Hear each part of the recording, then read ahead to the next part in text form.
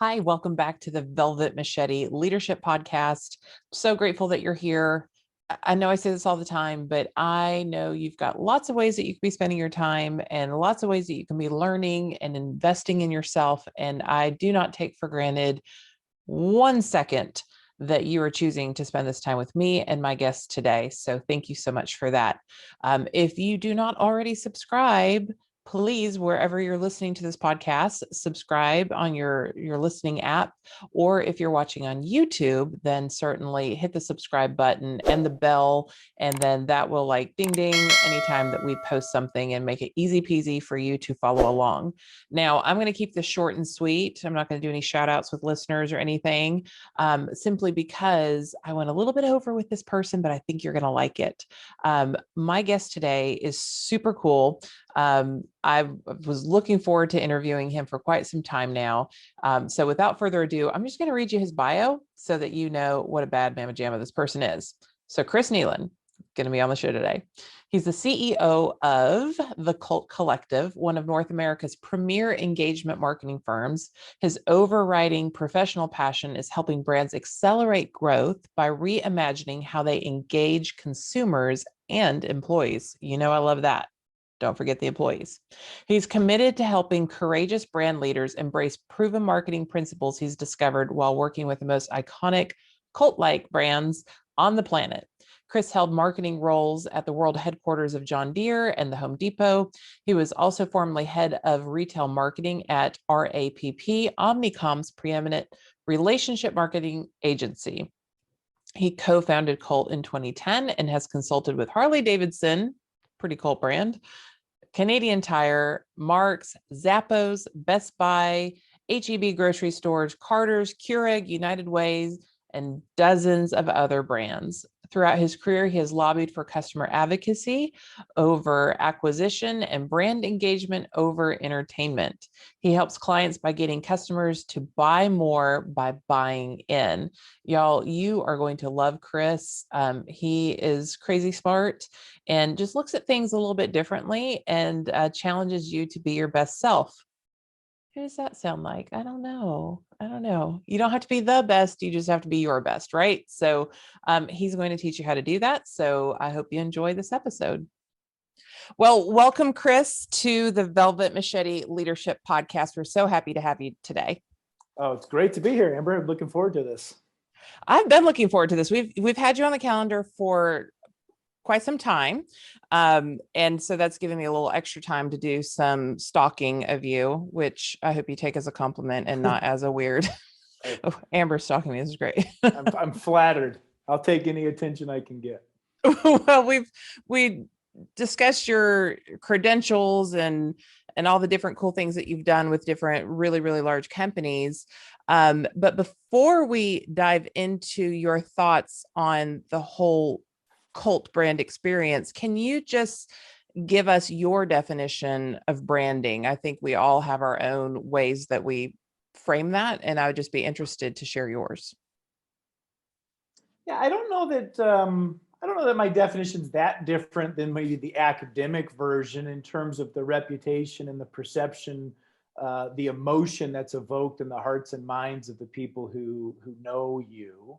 My personal bent and my professional bent is less that we've gotten branding wrong, and it's more about, if that is what branding is, what are you doing to actually more appropriately influence the thoughts, feelings, beliefs, attitudes that people have for you? Because I don't see a lot of branding going on today. I see a lot of advertising and a lot of promotion. And I think that branding has been bastardized into some sort of emotional 60-second TV commercial. Like some CMO can say, check the box, we did some branding because we did a non-promotional commercial. And I think storytelling is a way to build a brand, but that's not branding. Branding gets into much more of the product experience itself, which marketers unfortunately do very little with today. Most organizations, somebody else invents a product and then they go to the marketing team, say, can you help me sell this? Well, that's backwards. The marketing team should be creating that product. And then the customer experience, and really kind of going back to even the initial 4 Ps of marketing. I just am heartbroken that marketers don't do that anymore. We just promote. And we used to have really deep conversations about how we're going to position this, and what products do we even need, and where are we going to sell it, and what's the experience going to be like for those who use it. And I've been in enough boardrooms to realize those types of meaningful conversations are the exception, not the rule, at least with the marketing team. There are other individuals who maybe are having those conversations, but marketing has been left out. And I'm trying to change that. Yeah. And so, for those who don't know the structure behind the scenes, you do have marketing, and then you have public relations, and then you have branding that somewhat intersects those two, or maybe the senior leadership team is also involved in that. And the continuity, is that the right word I'm looking for, of all of those layers working together. And HR and PR should be best friends also, because HR has such a grip on the branding experience, right? Because if your employees are living the brand day to day, then your customer is experiencing the brand because they were the keeper of it, right? And so your culture and your brand and all these things come together. But are we just moving too fast? Why aren't people having these conversations together and doing that deep dive? I think that as the world's gotten more complicated, IT and HR and advertising and PR and social and e-commerce and CRM have all gotten siloed. They kind of went deep, as thinking that their expertise was going to be understanding the KPIs and the technology that enable or empower that discipline. And they've lost what they're really looking for is the synergy. It's the interplay, and it's the commingling of those. It's like building an NBA team or a Major League Baseball team. Like, everybody's kind of finding these star players to run their discipline, but they're not a great team. They're not even really operating as a team. And in fact, in some of the most toxic cultures, they're actually sabotaging each other. They're fighting for resources. They're fabricating their reports. Everybody's going into the CEO claiming attribution for some good thing that happened that's going to, steal money from one group, or steal resources, or steal political capital from one group. So the world certainly has gotten more complicated. And I do think that we need subject matter experts that understand email or PR or talent recruitment or whatever. But there needs to be enough people who pop their heads up and are spending as much time in other people's offices talking about, well, if we're doing this, I remember at the gathering a year ago, IBM was sharing some statistics with Yeti about the number of job applicants that apply for a job who have a negative experience. 60 or 70% of them now no longer will shop that brand. Right. So the guy from Yeti's jaw dropped, saying, are you telling me, because Yeti's very popular, they get thousands of unsolicited resumes of people trying to say, I want to work for you. And if Yeti's HR is very functionally saying, no thanks, no thanks, no thanks, they're actually damaging the brand.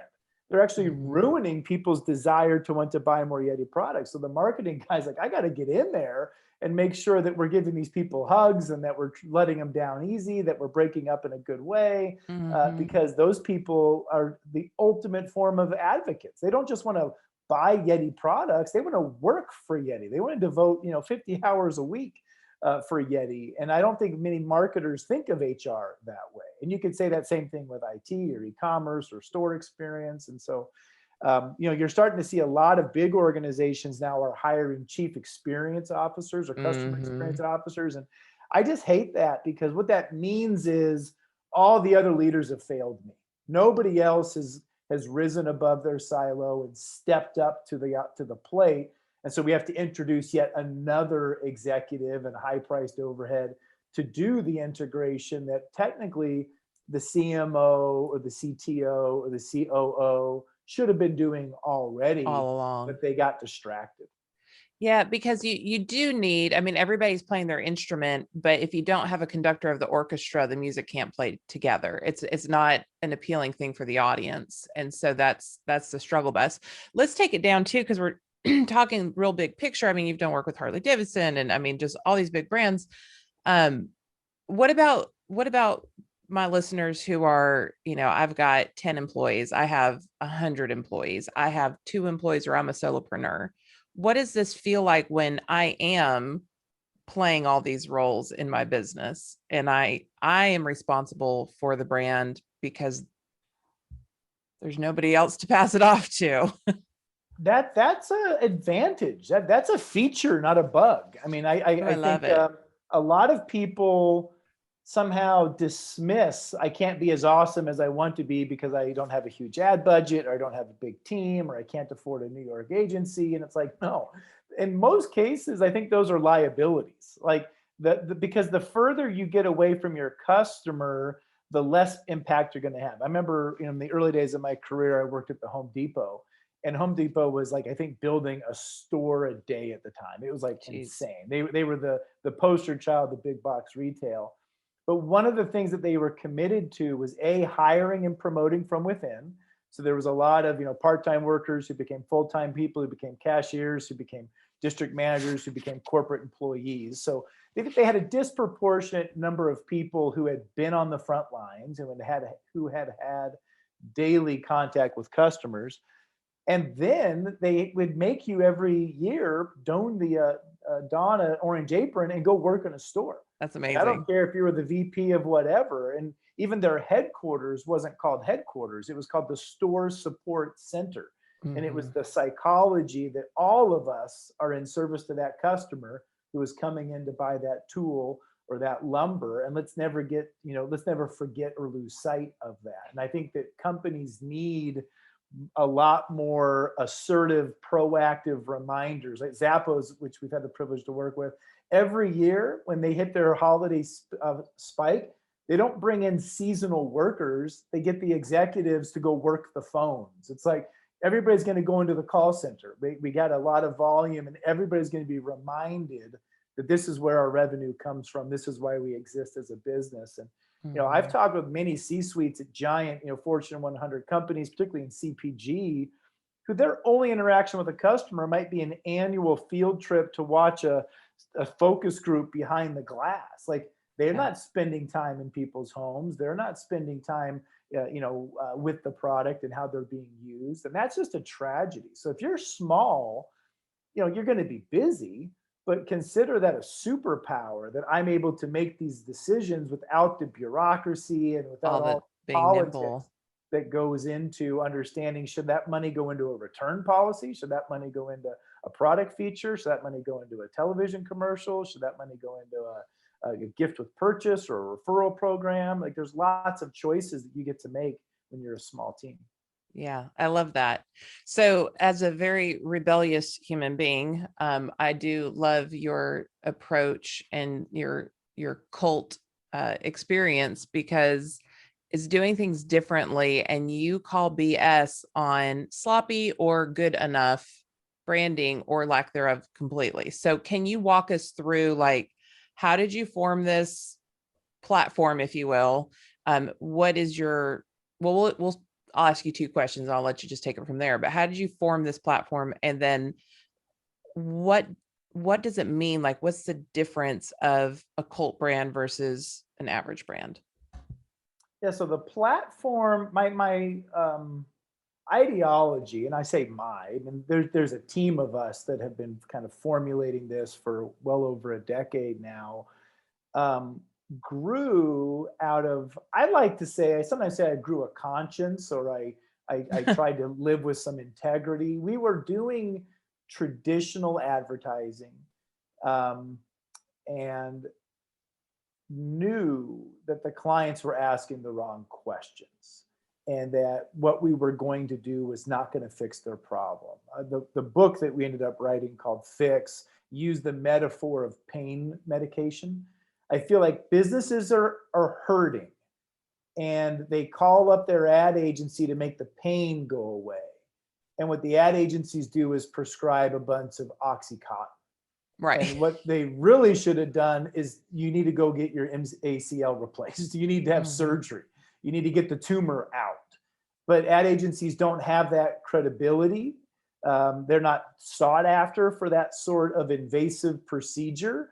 most businesses don't want to go through the process of surgery and rehab and physical therapy. They just want the quick fix weight loss pill. They want the thing, and they just say, well, and after years of taking clients' money, pretending that this ad centric or this sales centric approach was going to make a difference, we finally said enough. We just can't do it anymore. It's why don't you guys just do this instead?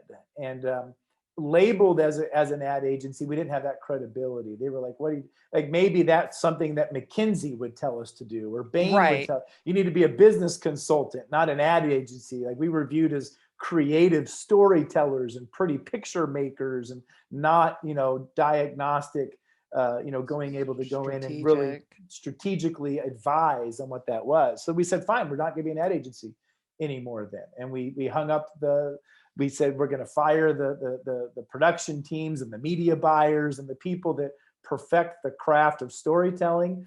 And we're going to become the advisors that we think that the clients need. And then we just needed some IP. I was like, we can't just have our opinion. We had to have data and proof points and research and frameworks and all the things that consultants have. And so that's what started our journey. It was this 1-2 punch of working with a retailer that was competing against Lululemon, and us realizing that we're not making a dent against that brand. There's something weird and irrational going on at Lululemon that we're not, that our traditional marketing and advertising playbook is not fighting. And then when Harley hired us, we had I think that we added value to Harley, but they also added tremendous value to us, to be able to look under that hood and say, oh, they don't even believe the same things that, Kawasaki might believe, or Honda might believe, or Indian might believe, right?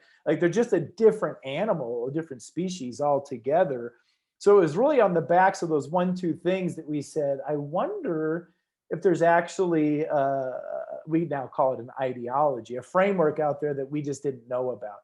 And so that's where, in doing both the research for the book, and then we created an event called The Gathering, where like in the early days, it was Red Bull, it was Las Vegas, it was the Saskatchewan Rough Riders, the Dallas Cowboys. Like, what's going on inside these organizations that's allowing them to achieve such irrational affinity for their brand? Which actually answers your second question.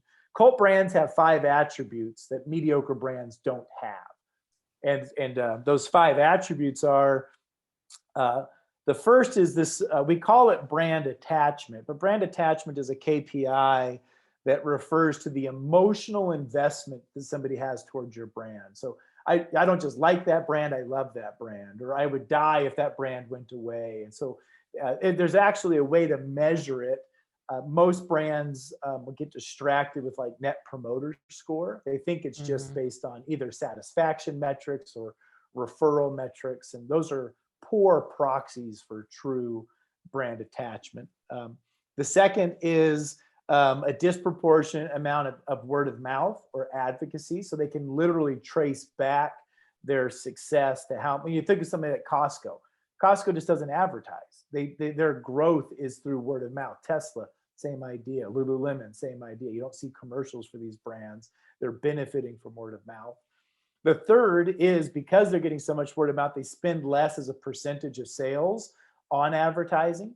So again, they're not anti-advertising, and sometimes in our bravado or in our hyperbole, people accuse us of hating ads. Listen, Coca-Cola is a cult brand. They do a lot of advertising. The Ford Mustang is a cult brand. It's advertised. So it's not that they don't advertise. It's as a percentage of revenue, they are more profitable because they don't have to spend as much. The fourth deals with the percentage of product that's sold at full price. Non-cult brands, which we call mediocre brands, have a disproportion of sales on discount.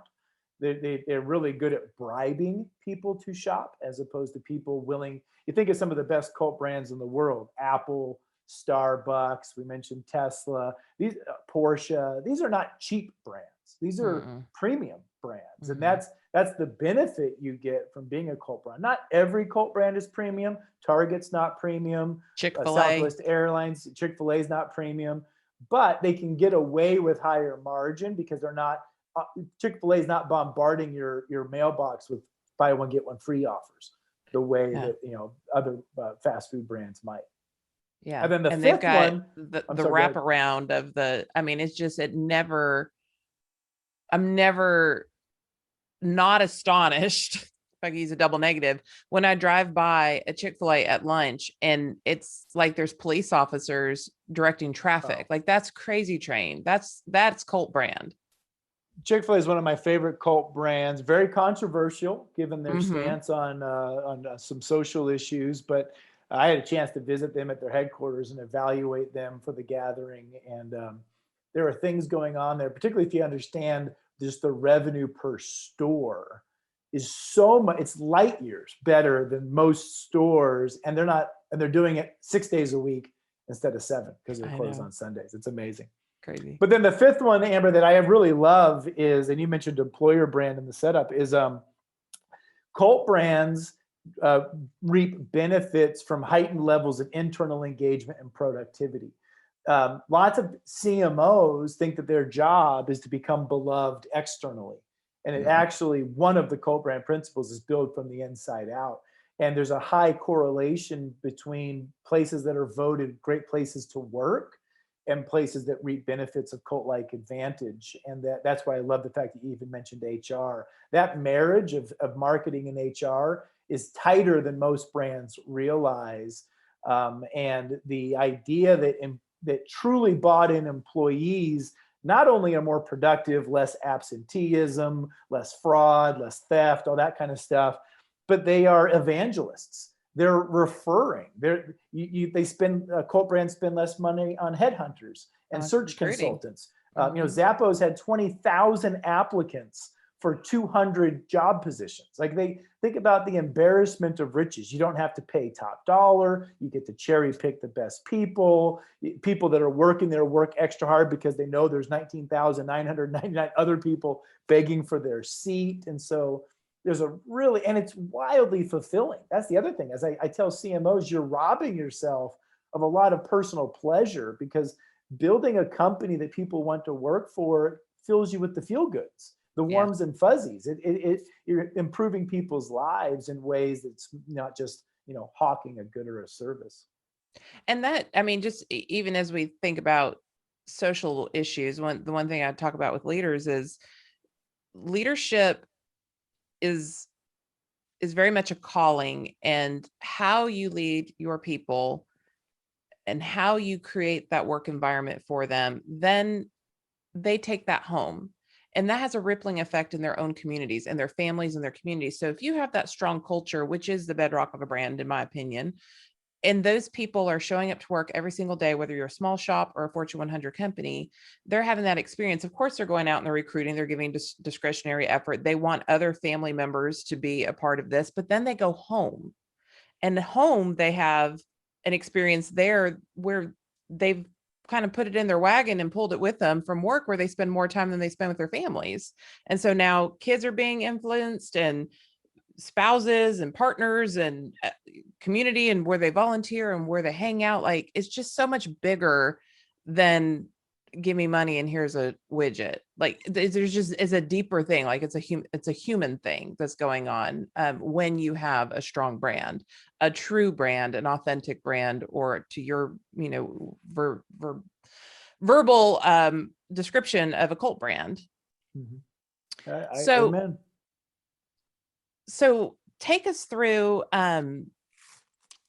that connection. We talked about it before the show in our just kind of pre-chat. Take us through, because we very much believe this in my world, in the work I do, that yes, you have a business brand, meaning the external brand, that customer experience, if you will, what the external world believes about your company. But that is delivered by your employer brand, meaning what does it feel like to work here? And that is led by personal brands, and all the personal brands interacting together in that employer brand. So that's what this audience is used to hearing about. You articulate things in a really groovy way. So I want to know, like, when you go in and you go, I'm going to use the word attack. I know you're not like being aggressive, but like you have to do some demo, I'm sure, with your customers. How do you buy them into that? And what is your process? I know you can't like give the full, just kind of high level. How do you get people bought into that concept? So each of the three is slightly different. I think so. Where it almost always starts is the business brand, Sure. and they don't even clients wouldn't even necessarily have correlated the dots. What they have is a business pain. Sometimes it's an opportunity, but most of the time it's a pain, and we have to help them understand how brand can fix that, because I think most people are better at building businesses than they are building brands. And so we help inject a healthy dose of brand building into their otherwise business building activities. And it's not either or. I mean, I'm going to be speaking next week, and I use Airbnb as an example. What was better for Airbnb? Using their sales and marketing and advertising might to contribute to their $4 billion of annual revenue, or using their sales, marketing, and advertising might to contribute to their $101 billion market cap when they went public in December of 2020, right? It's like, it's an order of magnitude 25x to build a brand more than just build a business. And I think that branding gets a bad reputation, largely because of the ad community that talks about branding as a form of storytelling. And people start to think that, well, I have to decide, is this dollar going to build my business, or is this dollar going to build my brand? And in the reality, Yes. the answer is both, not either or. But so I think that's the one that's the ground that's most covered, is how do I build a brand externally. We have to convince marketers that their responsibility, their job description includes employer branding. Because of two reasons. One, as I mentioned with the Yeti example, your employer brand is more synonymous with your external brand than you probably think it is. You can't be schizophrenic. You can't be one way for applicants and a different way for customers. The world is there's Glassdoor is such a great example, and the younger people are. People might like Nike, but disapprove of their sweatshop conditions in China and not buy Nike. And it's like, well, was the sweatshop conditions a marketing problem? It is now, And so I think that those lines have blurred a lot. And so we spend most of the time with the employer brand, helping people realize that that's a marketing issue. And also it's because I feel like the HR practitioners are devolving into like the legal department. Like, they are. Less and less HR professionals are being groomed to understand that my job is to boost internal engagement, as opposed to think their job is to mitigate risk, to prevent sexual harassment, to deal with union negotiation, to OSHA, administer benefits, training, all that kind of stuff. And it's not like that's not important. And that goes back to those silos that we talked about. As the HR function got bigger, they kind of went deep as opposed to broad, and they just stopped dealing with elements of hyper engagement internally. So the reality is HR departments are always understaffed and underfunded. Marketing departments are overstaffed and overfunded. I mean, they have the tools, they have the discretionary dollars. You could take 10%, 5% of your media budget that's not really have any attributable impact anyway.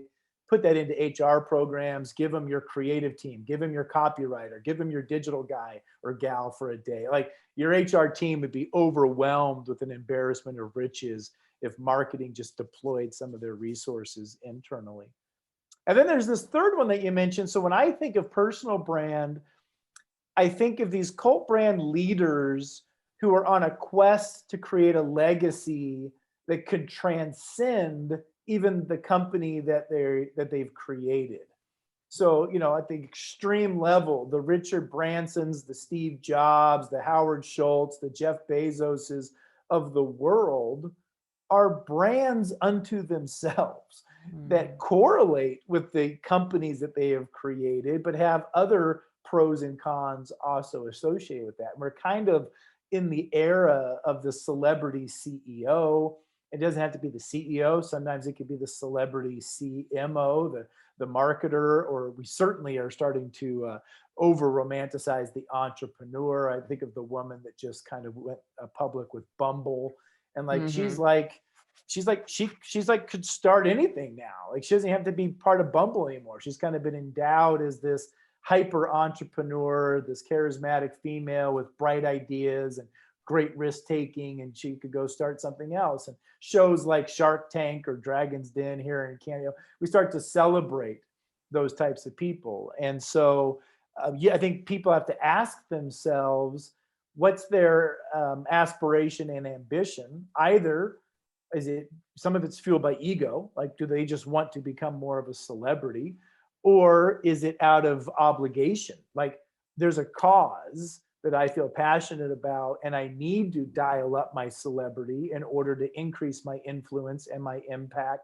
so that we can save the dolphins or eradicate plastic water bottles. Or, I think of like some companies that I love, like Swell or Ben and Jerry's or Lush Cosmetics. When you spend Chobani, when you spend time with them, you almost feel like you're in a nonprofit. They almost feel like they're charities that actually happen to sell stuff, as opposed to companies that sometimes do some social good. And those leaders think very calculating about their personal brand and how they're going to create a platform that allows them to make a difference for their causes.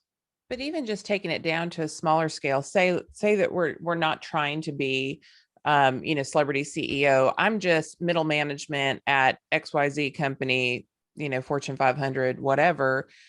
If I define and position my value and people within the company understand that I'm the SME of this or whatever, or my team and my peers know that I'm not going to be the silo person, that I am a team player, that I do look out for the good of others, that I'm going to have your back. I'm going to share the praise. I'm going to take the credit for the hits or whatever. If that's my brand within the company, I'm not saving the whales, but I'm certainly, my team's going to work harder for me.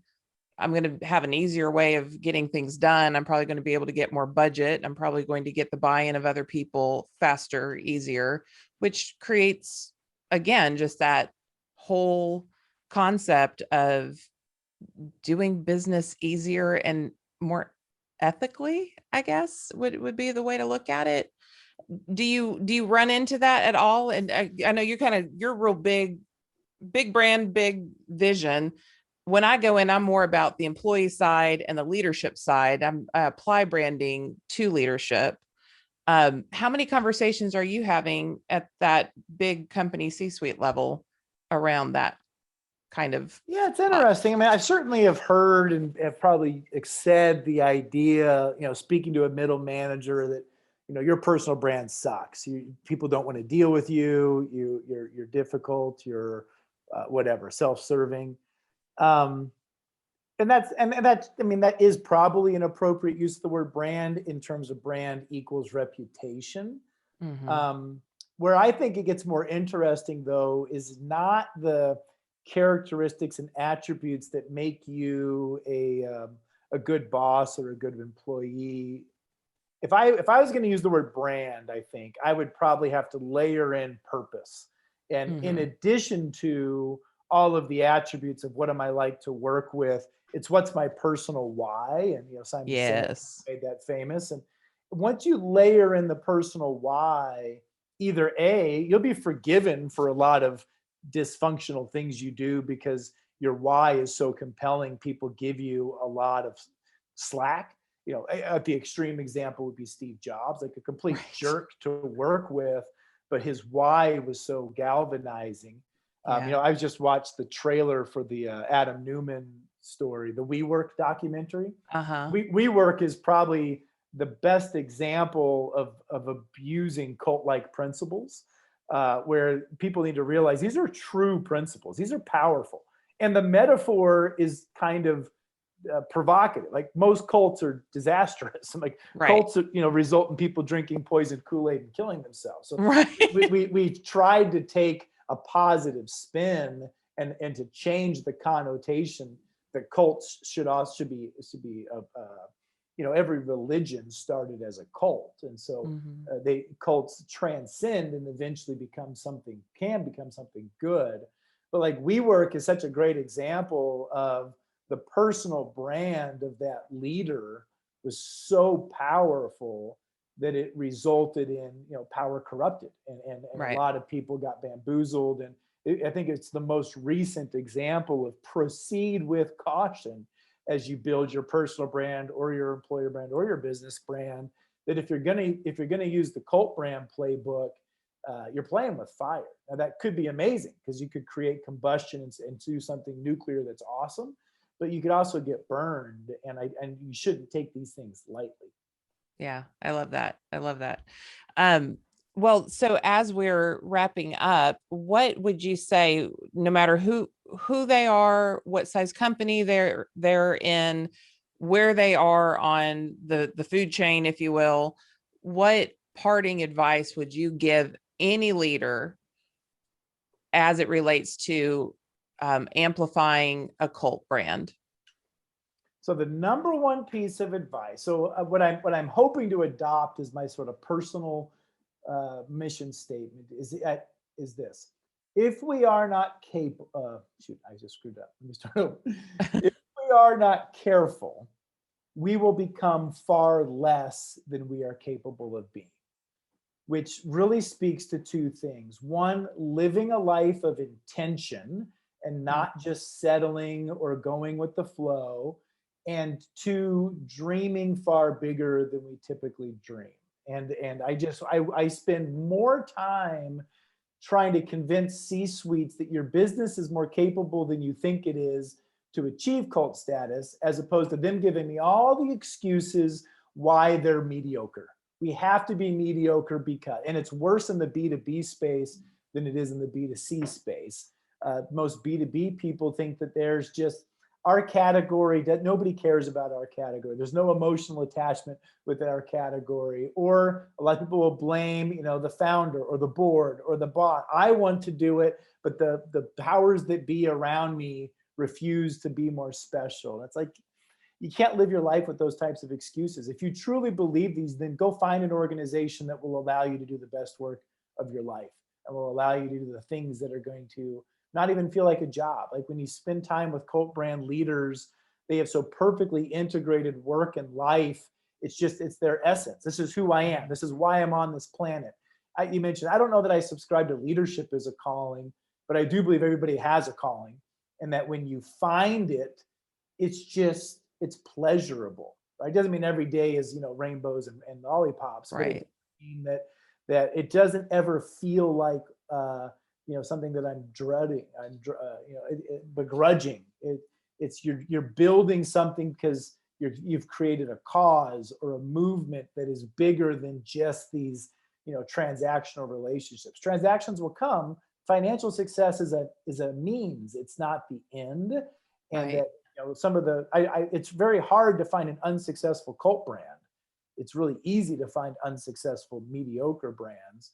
And that's where I think people have to stop this either or mentality and say, if we just go for a cult-like status, the financial rewards will follow. Well, because that emotional commitment is there. And that's, again, circling back on all different aspects of branding. That's where I see it with the leadership is if you have, I will now say, a cult personal brand within your organization, people are emotionally going to respond to you. They're going to stay the extra 5 minutes. They're going to have your back. They're going to take that call. They're going to manage that situation. They're going to move the roadblock because they have an emotional investment into you. And you brilliantly pointed out, because they understand your why. They understand where you're coming from because your values align with their values. And it's just a beautiful thing.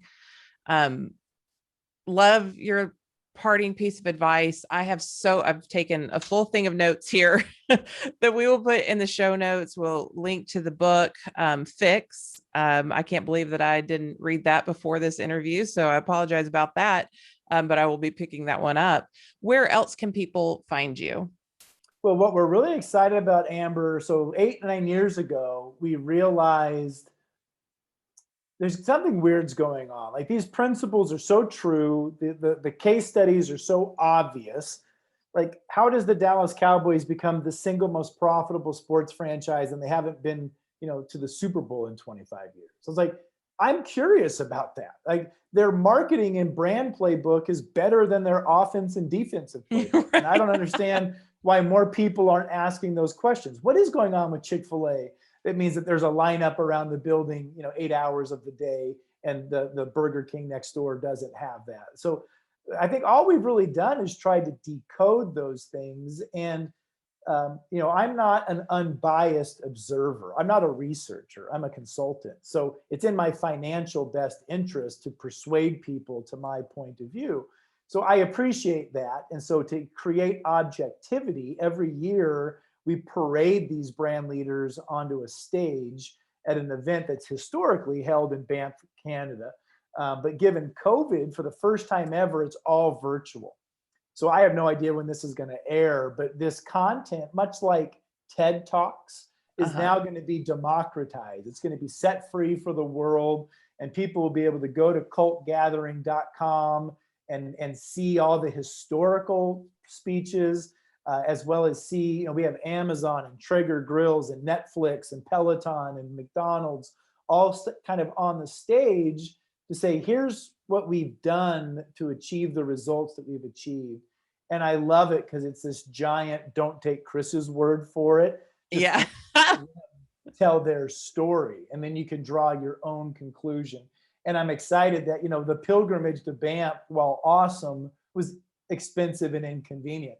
And now it's cheap and cheerful that you can go online and see it. So I tell your listeners to certainly check out cultgathering.com. The actual content itself is being produced April 19th, 20th, and 21st, but then it will live on that website for a year. So people can tune in June or July or August and be able to benefit from it all. Well, then we will make sure that we get this episode out in time for them to know about it. We will make that happen on our end, and I'll be excited to check it out too. Chris, I love smart people and I love collecting smart friends. So I'm grateful that you came on the show today and shared your brilliance with us.